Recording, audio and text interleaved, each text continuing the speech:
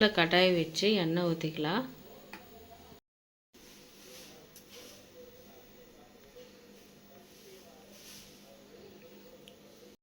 கடுகு ஒரு ஸ்பூன் போட்டுக்கலாம். வெங்காயம் 2 வெங்காயம் கட் பண்ணி சேர்த்துக்கிறேன். இதெல்லாம் கொஞ்சமாக சேர்த்துக்கிறேன். பூண்டு சேர்த்துக்கிறேன். தேங்காய் கொஞ்சமாக சேர்த்துக்கிறேன். 2 தக்காளி கட் பண்ணி வச்சுருக்கேன், அதையும் சேர்த்துக்கலாம். வரமிளகா சேர்த்துக்கிறேன். இதுலேருந்து 4 வரமிளகா சேர்த்துக்கிறேன். தக்காளி, வெங்காயம், பூண்டு, கருவேப்பிலை தழை, எல்லாம் சேர்த்திருக்கேன்.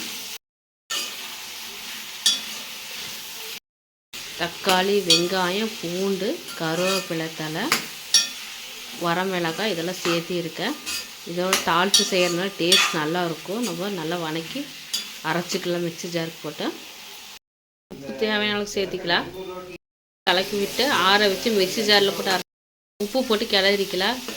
நல்லா வதங்கிருச்சு பாருங்கள். இதை ஆற வச்சு மிக்ஸி ஜாரில் போட்டு அரைச்சிக்கலாம். ஆற வச்சு அரைச்சிடலாம். சட்னி அரைச்சாச்சு. சுவையான சட்னி அரைச்சாச்சு. இட்லி, பனியார், தோசையிலலாம் போட்டு சாப்பிட்டா நல்லாயிருக்கும்.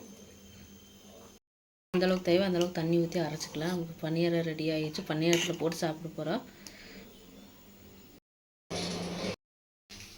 பனியார் ரெடி ஆகிடுச்சு, சாப்பிட்லாம். சட்னியும் பனியாரத்துக்கும் நல்லாயிருக்கும்.